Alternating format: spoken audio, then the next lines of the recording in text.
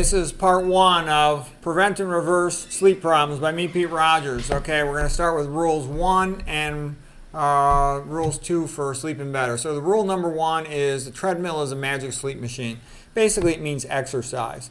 What gives you sleep drive, makes you want to go to sleep when you touch your pillow at night, is that you have elevated adenosine. Adenosine is a chemical that accumulates in your blood and your brain, and it tells your brain it's time to go to sleep. So the longer that you're awake, the more adenosine builds up. That's why if you've been awake for a real long time, you have this overwhelming sleep drive to go to sleep. And the nice thing about exercise is exercise piles up the adenosine. It increases the rate that adenosine accumulates in your brain.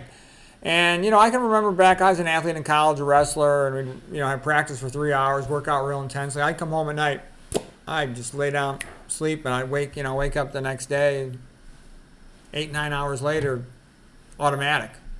All right, so anyways, the nice thing about a treadmill is you can adjust how far you walk. If I walk 3 miles, I sleep better. If I walk 5 miles, I sleep even better. If I walk 7 miles, I sleep great. And the key to walking far is you just have a book to read. And I usually bring 2 books. In case one of the books isn't that good, then I'll read the other book. And it's very pleasant to read on a treadmill. My typical routine is in the morning, I'll do something challenging. Like usually it's going to be writing a book chapter. And then in the afternoon, I start fading out a little bit. Let's say 2 o'clock in the afternoon, 3 o'clock in the afternoon. I'll go hop on a treadmill. And my attention, my alertness pops back up. And that's because we're made to be alert while we're walking. The old Voltaire question, why do animals have brains and plants do not? Because animals move. And then the next question is, what is the purpose of a human brain? To walk down a path in a forest or a jungle and survive. Okay, so in order to survive walking down a path in a forest, you got to be alert. You got to choose a destination, make a value judgment. You have to navigate, avoid obstacles. You have to be on the lookout for predators. You're alert. So the relevance is once you get on that treadmill and start walking, your alertness perks up, and then it becomes easy to read the book. And so I'll just read whatever I'm interested in. I have a pen in my other hand. I mark up the book. I dog-ear the corner, fold the corner over. So with a good book, it's very easy to walk, for 2 hours or 2.5 hours, walk 7 or more miles. Work up to it. You start out, you do less. And I usually go at a speed of about 3 to 3.5 miles per hour. I find that's a good walking pace for reading. You can go a little faster. If I'm tight for time, I only got 1 hour to walk, I'll go faster. I'll go 3.7 miles per hour.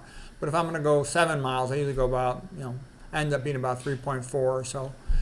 Anyways, it works. It dramatically improves your ability to sleep and to sleep more deeply. Because I had sleep problems myself, and I was trying to fix them. Okay, when I was a young guy, I talked about easy sleep, but now I'm an old guy. I'm 63 years old, so I have to wake up the void, the prostate, maybe micromercurialism. Okay, and you really educate yourself because you're going to be reading a lot of books. I plow through tons of books, and my attention's better than ever. Okay, 1 mile is about 2,200 steps. 5 miles then would be 1,100 steps. The average American only walks 5,000 steps a day. So you can see you're real quick going to get a lot of steps. I keep track of how many miles I walk, and the speed, my max speed, but I don't monitor it in any more detail than that. I do keep a little bit of a training journal. If you want to, the lingo is zone 1 exercise. You can easily speak and complete sentences. Okay. Zone 2 is moderate exercise. So zone 1 is mild exercise. You can still converse with a little bit of deep breathing. That's a good pace for reading on a treadmill. Zone 3 is moderate exercise, more like walking upstairs. Zone 4 and 5 is intense, running upstairs, wrestling, something like that. I actually think treadmill is the best place to read. It's my favorite place to read now. Okay. Reading on the loo is good, but it's only a brief. On the treadmill, it's a long time. So I'll bring big, thick books, and I'll get through them. Okay, it's pretty routine to read an entire nonfiction book in one setting, because usually a nonfiction book's really a 50-page book that they just fluffed it up to make it into a book, and it's a 50-page essay. Okay, let's see what else. When I'm at my regular doctor job, I walk upstairs, and I carry 25 pounds of book. I always carry it in front of me. I'm afraid if I carry the shoulder strap over my shoulder, I could dissect the vertebrae artery and have a stroke, so I don't do that. Carrying a weight while you walk is called a bear walk. I max it out at 25 pounds. I don't want to go heavier than that because sooner or later you're going to get some type of injury. I've tried in the past putting 35 pounds of books in my back. but it doesn't. Because, you got to turn around, you got to look, you got to be mobile with it. But I know that helps. And I'll go up, 50 flights of stairs if I get the time. Not all of them with the backpack, but that really helps. And I noticed that most people work in hospitals are a bunch of wimps. 99% of people that work in hospitals don't take the elevator, not the stairs. Okay, I can understand that on your first day, but if you're taking that elevator after your first or second day and you work in healthcare, then you're a lazy wimp. Okay, it's just a fact. You got a free health club sitting right there and you don't take it. That's lazy. That's stupid. That's wimpy. Most Western hospitals are kind of a joke. You walk in, you see all these fat nurses and fat doctors, and then you see them taking the elevator. It's like, what is with these people? If they're fat and lazy, how are they going to help you? Okay, let's see here. I make a lot of jokes in the book, so I'm not going to go into all the jokes right now. We don't got time for that in these videos. If you want to hear all the jokes, read the book, okay? Because otherwise it'll take forever. I kind of have fun. I'm cranking out this book real fast. A joke comes to my mind, I just throw the joke in. Right. A joke comes to my mind, I throw the joke in. It really is my voice because it is my voice. Okay, we're going to do rule number 2. Before bedtime, turn off these overhead lights. These overhead lights, I have them bright because, my nighttime routine is I work all day. I come home. I'm a little tired, Clark Kent at work, quiet, low profile, this is a doctor generating billing codes. Then I come home, it's like Clark Kent turns into Superman. Shit, shower, shave, showtime. Got to make my videos.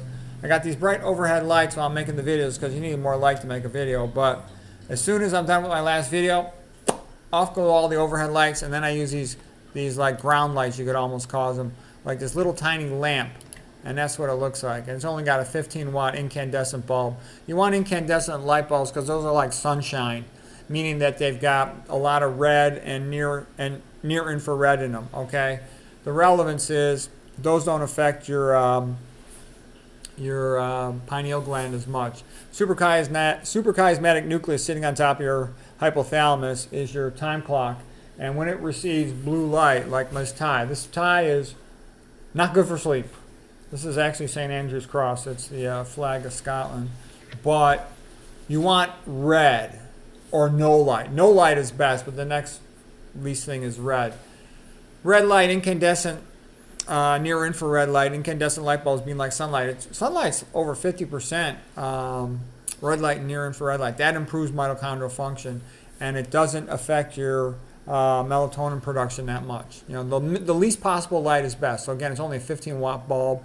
The reason it's near the ground is it'll hit the top of your retina, and your retina perceives that as being like fire. You got these intrinsically photosensitive retinal ganglion cells, IPRGCs, and if it's coming from the ground, they think of it being like fire. It doesn't affect your melatonin much. On the other hand, if it's coming from above and hits the bottom of your retina, they sense that as being more like sunlight and sky blue light, and that will have more of an effect to diminish your melatonin production. So here's a look from above. You can see the tiny little light bulb, okay? So that's what I want. And then here is a picture a little bit different in the sense that I've turned off the background lights. And the point of this one is, notice how the light luminosity, brightness fades very rapidly as you move away from it. So as you get closer to it, I'll like cover my eyes. I don't want to look at that darn thing, especially at night when I'm turning it off, because it'll decrease your melatonin. So, I'll even cover my eyes, I'll walk with something on my eyes, whatever. I don't want to be looking at it,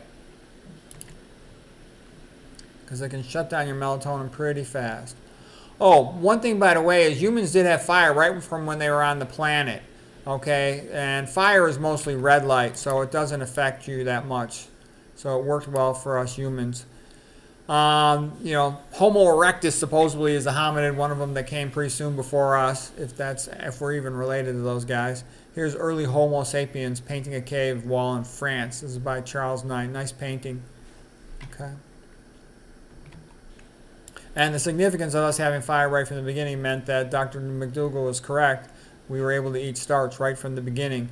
And fire was a key attribute that enabled us to come down out of the trees. So some big nasty predator comes bugging us, and we just stick the fire stick in his face and say, "Get lost, pal, we'll burn your ass." Okay, and that's why we're not stuck in trees like stupid chimps who can only live in a tropical area. We got fire, and we got versatility, we got a brain. Okay. One other thing I was going to tell you. How did I get into this? A little bit about Darwinian biology. Darwinian evolution, as they teach it in schools, is a big lie. They just use that to dehumanize and degrade people. Nobody knows how exactly life on Earth arose.